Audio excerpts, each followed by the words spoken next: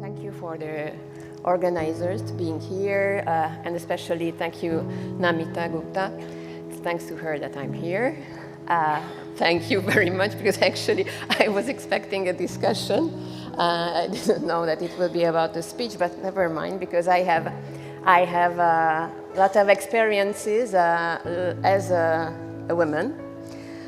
So I will try to give you a rough idea about the current situation of women in Hungary, mixing with my own experiences.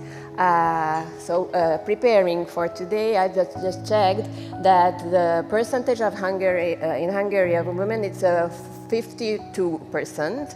Our life expectation is higher than men, because life expectation in Hungary is 80 years old, comparing the 73 of men.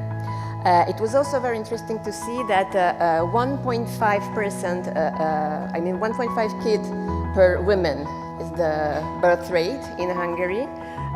So I'm very brave, because I have 4 kids.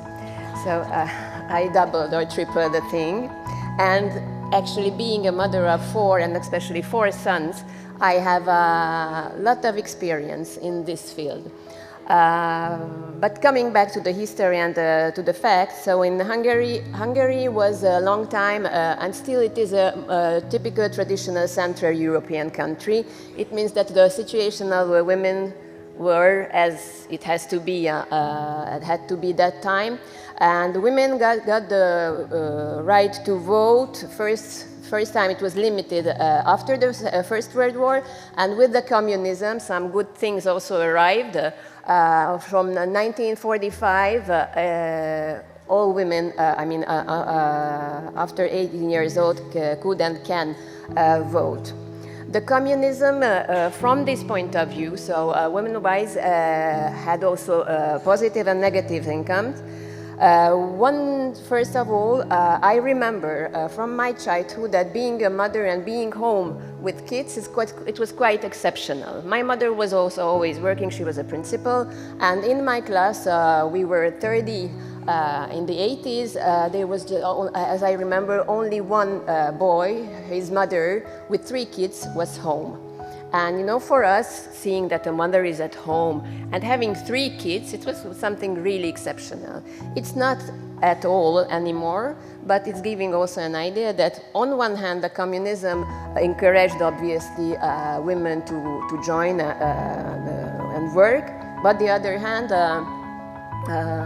also repressed its typical ancient pictures of a family. After the changing of regime, 1990, a picture changed a bit. We had the first freely elected parliament, and in that time, 1990, 7% of the member of parliaments were women. And I don't know if it's an achievement or not. Let me calculate. 32 years later, we have 14% of women. In the government, we have 1 minister, she, but our president is also a she. So that's about the facts. What I can share with you from my experience, for example, me being a mother of 4, as also my compatriots, we are exempt of income taxes for all life, which is, I think, it's a really big achievement from the government side. We have also this establishment, the child benefit. In Hungary, every woman having 1 or several children, we have a kind of 30,000 rupees per month, extra of the salary. And one interesting fact, that comparing Europe-wise, after I think Lithuania, Hungary is the 2nd country when women giving birth can have 24 weeks of parental leaves. In the first year, getting 70% of the salary. It means that it permits for families to be home at least for 2 years with the kids. Because also experience comparing with France, it's really a tiny, tiny time that a mother can spend at home with the kids.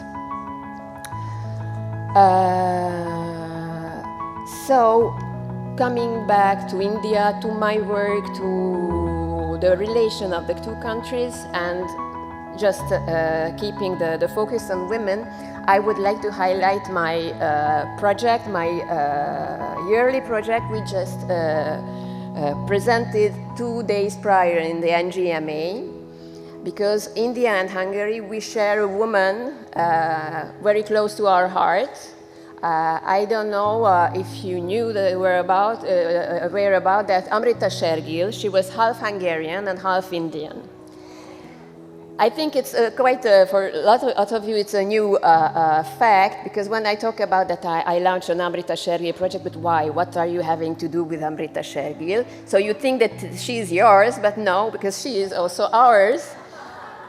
Her mother was Hungarian, and she spent her childhood in Hungary. Her mother tongue was Hungarian. And 2 days back, I launched the Amrita Shergill Amrita 110 project, which will go throughout the entire year. So we will have more than 20 programs inspired and based on her life and based mainly of her Hungarian background. I'm quite sure that Amrita Shergill, what she achieved as a woman, is also a mixture of or a result of her background. Being 100% Indian or 100% Hungarian, I'm quite sure that she couldn't have achieved what she did. It was also a kind of changing times, obviously, so people started to travel in the world. Her family was special, having an Indian father, Hungarian mother. So I think that we just put together this fantastic work and life. And I would like to invite you to follow the Cultural Center activity and join us as many of projects regarding her as possible. Also included in the project, it was actually I have to tell you that it was not intentionally, but mainly women participants will take part of the project. We will have a dancer. It's a Hungarian Bharatnatyam dancer who will present an Amrita play put together. So they will dance, tell through dance Amrita Shergill's life. We will have a carnival where we invite all women to be dressed up as Amrita Shergill with Ritu Berry, and we will give a special prize, obviously, for the best Amrita Shergill dressed guest. It will be at the NGMA, I can also tell you, the 31st March. Also, we will have a gypsy concert with one of the most famous Hungarian gypsy singer, is a she. Also combining with Amrita Shergill paintings painted about gypsies in Hungary. So I don't know if you have any other questions, or if you have any questions.